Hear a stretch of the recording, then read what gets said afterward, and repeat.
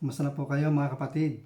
Ako po si Brother Ricky Campued na nagagalak po na makasama ko po kayo sa isa na namang edisyon ng gawain po para sa ating pong Panginoong Diyos. Today being Thursday, it is our online midweek service day.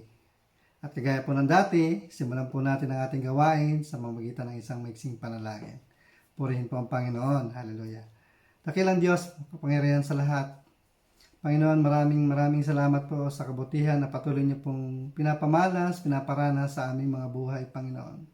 Bagamat marami po kami mga pagsubok, marami po kami mga naging problema, Panginoon. Pero Lord, hindi matatawaran na napakabuti mo pa rin sa aming mga buhay. Mas marami pa rin po kaming dahilan upang kayo purihin, pasalamatan, higit sa lahat sambahin, Panginoon. Kaya po, Panginoon, naalay po namin ang oras na ito, Panginoon, sa iyo. Nawa po buksan niyo po ang aming mga puso para sa inyong mga salita, Panginoon. At magamit po namin ito para sa aming po pang-araw-araw na pamumuhay, Panginoon. Salamat po sa iyo, Panginoon. Nawa po malugod ka, ikaw ang mataas sa aming gagawin, Panginoon. Ito pong aming samod dalangin, in Jesus' name. Amen and amen. Purihin po ang Panginoon. Hallelujah. This month of October ay ang theme po ng mga messages po na inyo pong maririnig ngayong dito po sa ating online midweek service at maging sa live preaching ay it's all about kingdom faith. All about kingdom faith. Hallelujah. So tonight I'm going to share with you a message entitled Great Faith. I'm sharing with you a message entitled Great Faith. Hallelujah. At hinango ko po ito sa Luke chapter 7 verses 1 to 10. Hallelujah. Luke chapter 7, verses 1 to 10. Hallelujah. Hinangon ko po ito sa NIV version. Hallelujah. Simulan po natin sa verse 1. Basahin po natin sa wikang Ingles. Purihin po ang Panginoon. Sabi po, when Jesus had finished saying all this to the people who were listening, he entered Capernaum. There a centurion's servant, whom his master valued highly, was sick and about to die. The centurion heard of Jesus and sent some elders of the Jews to him, asking him to come and heal his servant. When they came to Jesus, they pleaded earnestly with him, "This man deserves to have you do this, because he loves our nation and has built our synagogue." So Jesus went with them. He was not far from the house when the centurion sent friends to say to him, "Lord, don't trouble yourself, for I do not deserve to have you come under my roof. That is why I did not even consider myself worthy to come to you. But say the word, and my servant will be healed.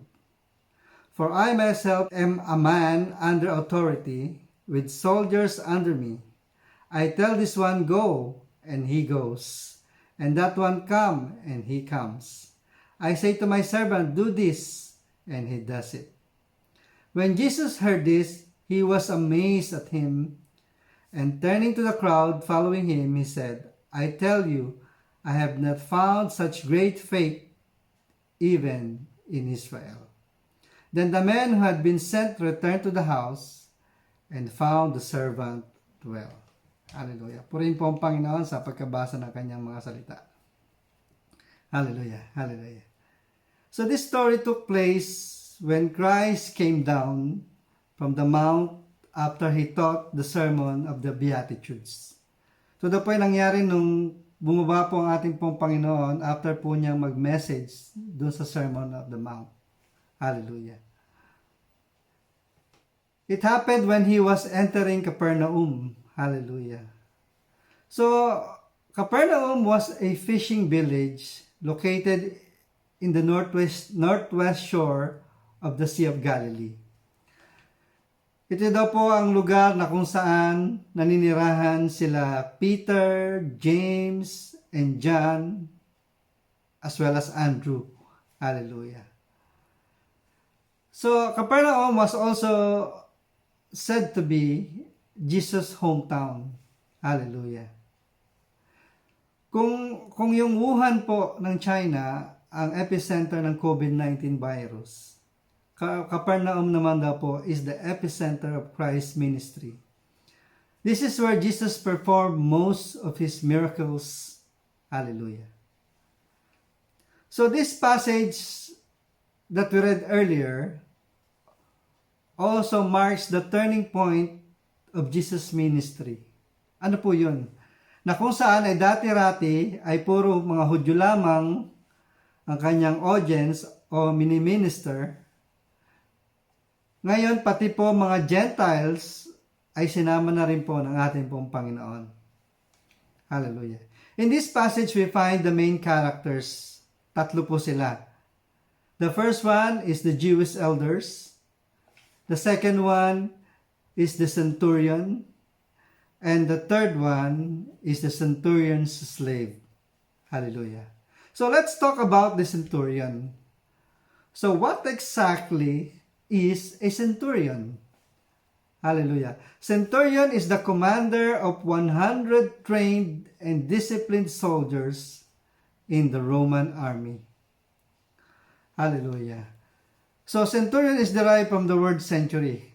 Century means 100. So basically, he is a commander of 100 soldiers. Hallelujah. Normally, yung centurions daw po ay had a reputation of dealing out with harsh punishment. Mabagsik daw po sila. Hallelujah. But this centurion, hallelujah, is different from the others. Why? Because he is well loved and respected by the Jewish community in Capernaum.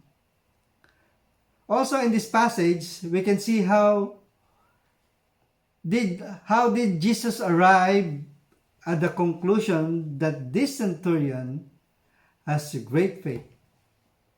Isa-isahin po natin. Hallelujah. So, what did the centurion demonstrated for him to earn, hallelujah, the title that Jesus gave him, that he has great faith? Hallelujah. So the centurion demonstrated great faith by showing great humility. That is found in, yung binasa po natin kanina, in verse 6 to verse 8. So while Jesus was walking in the streets doon sa town ng Capernaum, probably pauwi na po siya. Siyempre galing nga po siya doon sa Sermon of the Mount. So while he was walking, he was met by Jewish elders whom the centurion sent to give his request on his behalf. So, hindi pa po siya, hallelujah, hindi pa po siya nakakarating sa kanyang pupuntahan. Siya daw po ay hinarang na at yun nga po, nagdala ng mensahe ang mga elders on behalf of the centurion. We notice that this group of elders declared that the centurion is worthy. Bakit po kaya nila sinabing worthy yung centurion? Hallelujah. Because they acknowledge the things that the centurion has done for the nation and for the people of Israel. Probably they like him because siguro siya yung pinakamabait na centurion na na-assign doon sa lugar na yon. Hindi siya mahigpit, hindi siya mabagsik. And also, sinabi nga po doon sa passage, he loves Israel. He even built their synagogue, di ba? Nag-build pa daw po siya ng synagogue. Hallelujah. For them to use. Hallelujah. So that's why probably they respected him, or even though he is not a Jew, hindi po siya Jew, he is a Gentile. Hallelujah. In short, hindi po siya believer, hindi po siya religious person. He is a Gentile. Hallelujah. But despite of all the things that he has done, hallelujah, he knows he is not worthy. He did not even consider himself worthy to come to Jesus. That's why he sent emissaries. Nagpadala po siya ng mga emisaryo sa ating Panginoong Diyos para sabihin kung ano yung message niya. Hallelujah. Hindi niya maharap personally dahil sa tingin niya sa kanyang sarili hindi siya worthy para humarap sa ating Panginoong Diyos. Hallelujah. Actually, ganun nga ka-humble itong itong centurion na ito dahil hindi malamang niya binanggit, hindi malamang niyang sinumbat, hindi malamang niya pinagmalaki yung kanyang ginawa sa bayan at mamamayan ng Israel. Hallelujah. He did not use his power and authority to make Jesus come to his house. Diba? Pwede po niyang gawin yon kasi, hallelujah, diba? Israel was under the occupation of the Roman Empire. Hallelujah. And he is one of the highest ranking officer, hallelujah, in that town. Kaya kaya niya pong ipatawag or isummon ng ating pong Panginoon sa kanyang tahanan, but he did not. So, when we say worthy, it means that we are deserving. Hallelujah. Ulitin ko po, when we say we are worthy, it means we are deserving. Hallelujah. So the centurion demonstrated humility in requesting to God and not demanding to God. Hallelujah. Dapat maging maingat po tayo sa pag-distinguish doon sa dalawang yon. Requesting is far different, hallelujah, in demanding. Hallelujah. Humility, the centurion demonstrated humility in requesting to God and not demanding to God. Alam niyo po, dapat maging maingat po tayo in discerning, hallelujah, those two. Hallelujah. Dapat alam po natin yung distinction ng dalawang yon. The centurion requested while the elders demanded. Hallelujah. What did they demand? They demanded Jesus to go to the Roman officer's house. Yung pong dinemand. Samantalang yung ni-request niya lang na kung maaari pumunta doon ng ating pong Panginoon. But the elders of the church demanded Jesus to go to the officer's house. Hallelujah. Bakit po nila dinemand? Dahil po, hallelujah, doon sa mga nagawa, inisa-isa ng mga elders, Jewish elders yung ginawa, di ba? Sabi nga po nila, this guy, this centurion, built a synagogue for us. That's why he also loves Israel. Probably, meron pa po siyang ginawa other than building synagogue. Hallelujah. Siguro, this centurion demonstrated kindness in them, di ba? Minsan baka generous pa nga in other ways. Hallelujah. So yun po yung nakita nila. So, nung sinabi po nila yun sa Panginoon, dapat pumunta ka. Jesus, dapat pumunta ka dahil sa mga ginawa ng centurion na to sa bayan po sa bayan natin. So, alam niyo po, minsan nagiging elders po tayo. Nagde-demand po tayo sa ating pong Panginoon. Di ba? Minsan sinasabi po natin sa ating Panginoon, why am I still suffering? Hallelujah. Naglilingkod naman ako sa iyo. Naglilingkod ako sa iyo. Naglilingkod ako sa kapwa ko. Still, why am I suffering? I religiously give my tithes and offerings to you. Hallelujah. Di ako sumasablay sa panalangin sa iyo day and night. Hallelujah. I call to you in prayer. Pero bakit ganun? Parang walang pagbabago sa buhay ko. Bakit pa rin ako nagdudusa? Bakit ganun pa rin? Parang walang improvement sa buhay ko. So alam niyo po, mga kapatid, the more we get humble to God, the more we get closer to Him, and the more we realize that we are unworthy or undeserving. Hallelujah. So yan po yung number one. The centurion demonstrated great faith by showing great humility. Hallelujah. So number two, hallelujah. The centurion demonstrated great faith by showing great confidence in God. Yan po yung matatagpuan doon sa Luke chapter 7 verses 7 to 8. Ano pong sabi? Just say the word and my servant will be healed. Hallelujah. This centurion knew who Jesus was and what Jesus can do. Marahil saksi siya o narinig niya mga milagrong ginawa ng ating pong Panginoon. Hallelujah. Nandyan yung pinagaling ng Panginoon ng anak ng royal nobleman, di ba? Nabalataan niya rin siguro na naglakad ang ating pong Panginoon sa ibabaw ng tubig. Probably he saw Jesus calming the storm and many more miracles na ginawa ng ating pong Panginoon. The centurion knows that man like him has limitations.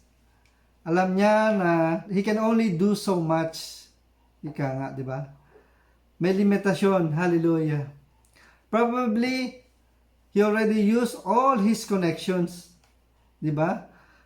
He consulted with the very best doctors in town. Probably, dahil binanggit nga po na mabait ito, may mabuting kalooban, mabuting tao, probably baka may nag-volunteer pang mga doctors sa kanya. This guy has power and resources, influence, but it is not enough. Hallelujah. Siguro nga, kung ngayong panahon ito nangyari, di ba?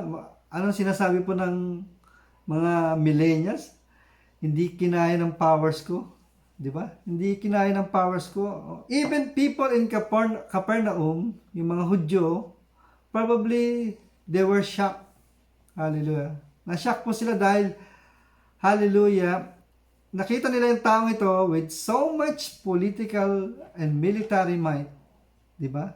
Lahat ng klase ng power meron siya. Hallelujah.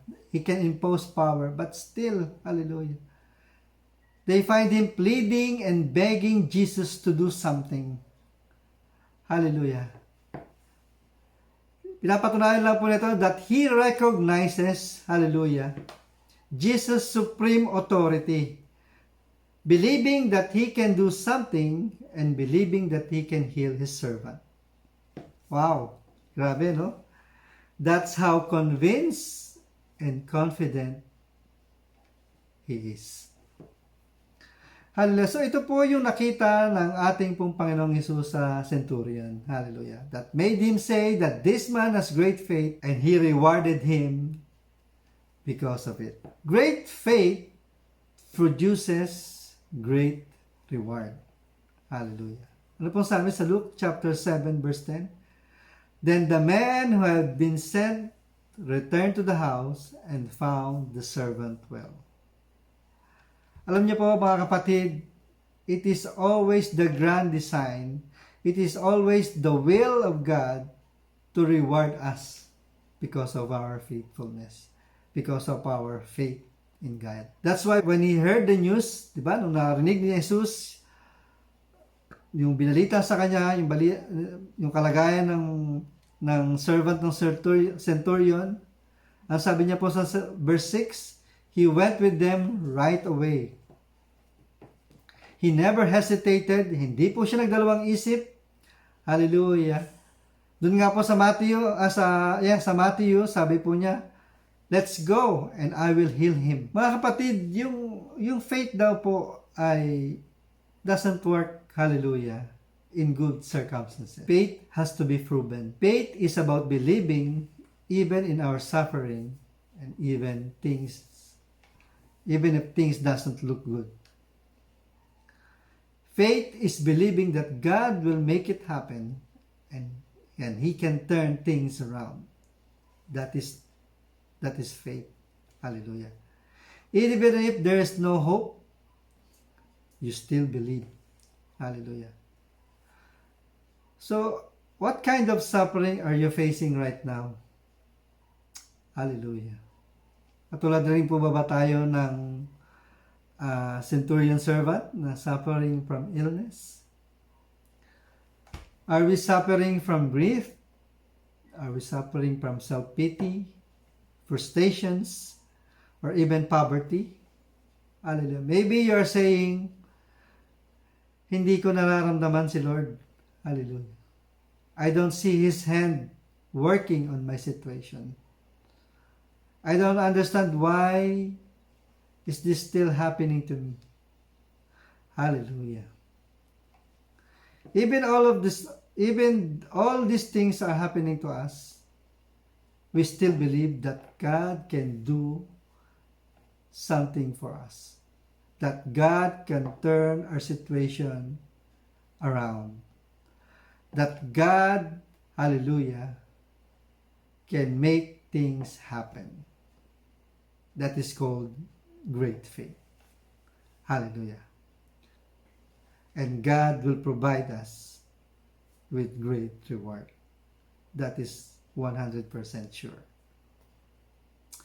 Hallelujah. Tayo po'y manalangin. Dakilang Diyos, mapagpalang Ama. Panginoon, maraming salamat po sa iyong kapahayagan, sa iyong mga salita, Panginoon. Bagamat, Panginoon, kami hindi nagiging faithful sa iyo, we lack faith at times, O God, but still, Panginoon, you demonstrated great faith in us. Hallelujah. By showering us with your blessings, Panginoon.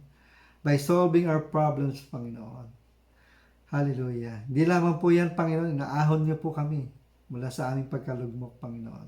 You continue to heal us. You continue to provide us with our needs, O God. You take away our anxieties. You take away our fear, O God. Hallelujah. That's how good you are, Panginoon. Hallelujah. Salamat po, Panginoon, for not losing your faith in us, Panginoon. And in return, Panginoon, may we continue to be humble enough. Hallelujah. May we continue to, hallelujah, trust you, Panginoon. Hallelujah. May continue to have great faith and great confidence in you, Panginoon. Salamat po, Panginoon. Hallelujah. Ito pong aming samad dalangin. In Jesus' name. Amen and amen. Praise the Lord.